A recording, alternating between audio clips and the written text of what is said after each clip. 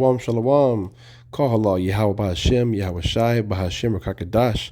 Double honors to the apostles, elders, bishops of Great Millstone. Salutations to all the fellow laborers doing this work in truth and sincerity, risking their lives to do so. To the scattered elect across the four corners of the earth among the heathen nations and those that look like the heathen nations, known as the speckled birds, pursuant to Jeremiah 12 and 9. And to the Akim and Akwaf listening and learning, I say Shalom. I am disciple of Pariam, a follower of Great Millstone, coming to you with a lesson in truth and sincerity. Now, this lesson is going to be titled, Prophecy Repeats, So Shall the Lord's Sanctuary. Okay, so what you see below, believe it or not, is it's not going to be the guy from, from any rock band or whatever that. But anyways, this is his name. He goes by the name Jesus is the Word. Okay, I was thinking he looked like some one of those guys from the '90s rock bands with the dreads, but whatever. He came up to the camp Friday, was scoffing, and just he apparently this guy's been over to Dallas several times. This is the first time I've ever encountered him. Being new into this truth, but he was basically stating that prophecy doesn't continue, from where it left off at, and that essentially he even said that Israel is Babylon. Well, we're going to go into it, and so let's go ahead and talk about it. So first thing I want to go over is Ecclesiastes 1 and 9. It says, the thing that hath been, it is that which shall be, and that which is done is that which shall be done, and there is no new thing under the sun. And you look on the right hand side as the NLT, it says history merely repeats itself. All right, so I think that's self-explanatory. I want to go to next. It's going to be Ecclesiastes 3 and 15.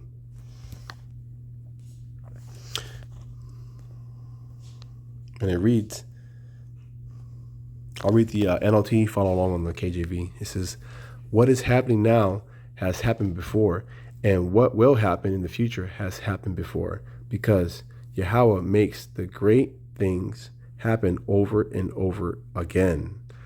So again, by his logic, he's wrong. Okay. It's lucky. I was thinking about the dude from Rage Against the Machine. just a chunkier version. That's what he looks like. It's lucky. It's just an inside joke. So yeah, there's a dual fulfillment when it comes to prophecy. And we know that current day Babylon is in Iraq and it hasn't been destroyed. It's still there. Okay. So this is speaking of fulfillment that is to come. Okay. And it's not Israel, because if it's Israel, how is it that, how are you going to destroy the Lord's sanctuary? And like I said, we'll talk about that later on. But and besides, Israel pales in comparison when it comes to trade with the U.S. That's, I believe, pursuant to the merchants spoken of in Revelations. But let's go to Jeremiah 51 and 1.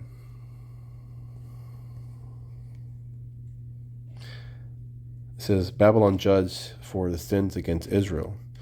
Thus said the Lord Yahweh, behold, I will raise up against Babylon and against them that dwell in the midst of them that rise up against me a destroying wind. And what is that destroying wind? That's the ICBM nuclear missiles. Okay.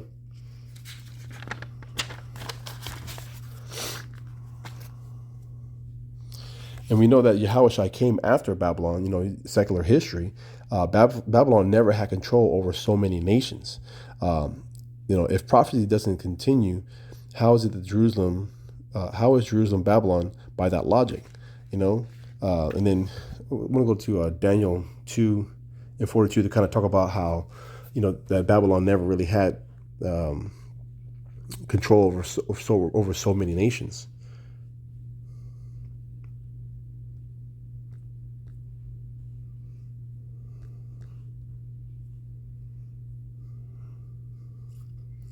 So this is the vision that Nebuchadnezzar had, right? And it says, and as the toes of the feet were part of iron and part of clay, so the kingdom shall be partly strong and partly broken. And that's talking about the Obviously, the 10 horns talk about NATO, EU. You have the Burgundians, the Visigoths, the Anglo-Saxons, Franks, Alemannia, Suebi, Vandals, Ostrogoths, and Lombards, and Heruli. I believe I'm saying that correct. So yeah, that's NATO and the EU. Okay, and so we're in that fourth kingdom right now. This is Rome 2.0, and this is in the vision all over. Okay, so we know there's going to be a recompense because those feet are going to get destroyed, right? And so let's go to Isaiah 34 and 8.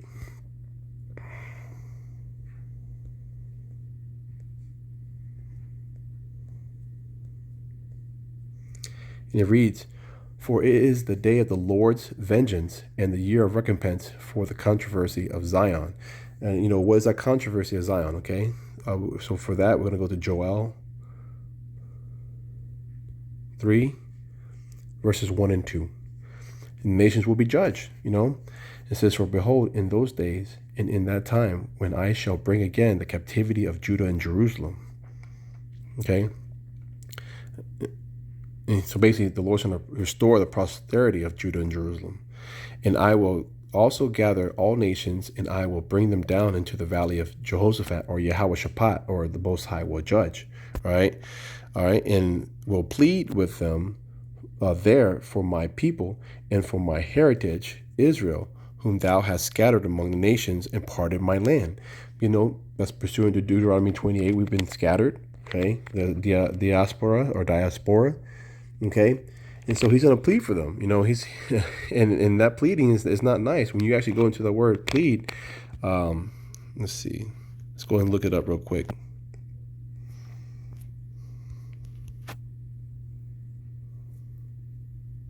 It's Strong's H8199, and it's Shapat. All right, and it says to judge, govern, vindicate, punish. All right, that's what it means. Plead. The Lord's not having his hands, cross over and says, pleading. No, not like that. No, he's going to make judgment. All right, because of the controversy. We know that the small hats that are there right now are not so. They're not the people of Israel. All right, they're not Yasharallah. All right. Let's see. Let's go to Isaiah 47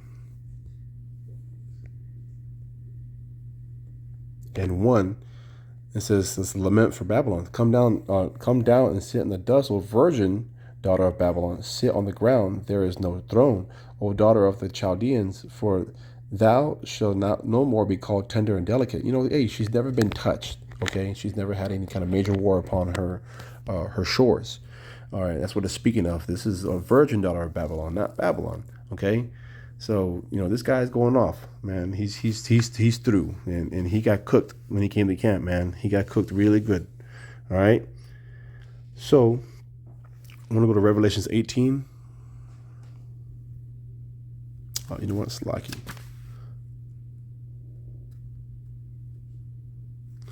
Going back to that Daniel over the 10 toes. Actually, go to Revelations. Slacky, I missed one. So let's go to Revelation 17 verses 6 and 7. It says, "And I saw a woman drunken with blood, and the saints with the blood of the martyrs of Yahweh Shai. And when I saw, I wondered with great admiration." Verse 7, "And the angel said unto me, Wherefore didst thou marvel? Is I will tell thee the mystery of the woman and the beast that carrieth her, that hath the 7 heads and the 10 horns."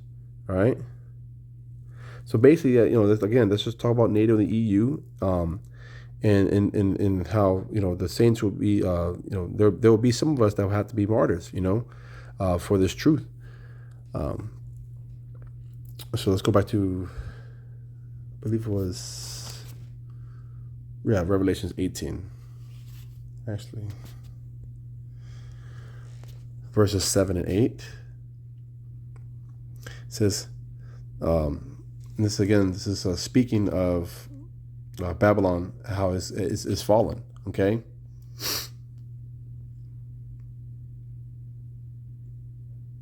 Let's see.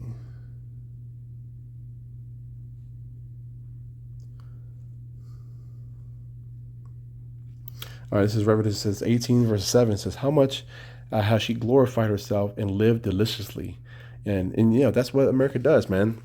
They lived off the backs of so many nations that they've taken advantage of, of the resources. Okay, and so much torment and sorrow give her, for she saith in her heart, I sit a queen, and I am no widow, and shall see no sorrow. So they boast themselves up to a certain point, and it's like, oh yeah, nothing's gonna happen to me. In verse 8, it says, therefore shall her plagues come in one day, death and mourning and famine, and she shall be utterly burned with fire. For strong is the Lord Yahweh who judges her. Okay? And that's going to happen. Okay? And this is the main point I'm going to finish off, is in Isaiah verses 2.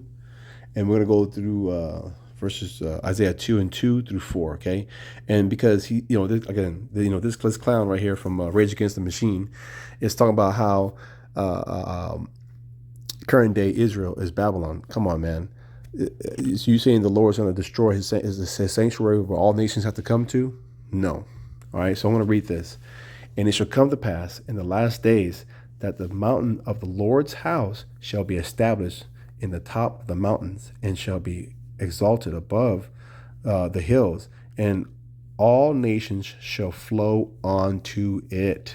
Okay, that's plain. They're gonna have to learn righteousness, and you know what? And if they want to get in line and they want to receive those rains that shall fall on their land, then they're going to learn the laws, statutes, and commandments, and it's to be done in righteousness. Okay, not in wickedness.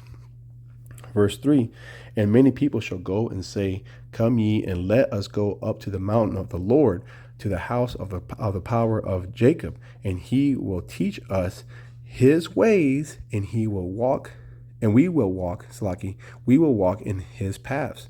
For out of Zion shall go forth the law and the word of the Lord from Jerusalem. Verse 4, and he shall judge among the nations, and shall rebuke many people, and they shall beat their swords into plowshares, and their spears into pruning hooks, and nation shall not lift up sword against nation, neither shall they learn war anymore. And I want, hey, listen, since 1948, since these small hats, Khazars who've been put into the land, that has never happened. They've been put in the land. Literally, the next year there was a war. Okay, or I think it was the next day. I could be wrong. Akim, please correct me. But yeah, there was war, and there's been war, and there's currently war right now. There's never been peace. No nation has beaten their swords or the weaponry into plowshares. That's instruments of farming. Because in that day when this actually happens, this will be work to done. This will be work to be done, and the earth will be fruitful again. Okay. So with that, I pray this lesson was edifying. Abba Kwam Yasha Allah, Shalom.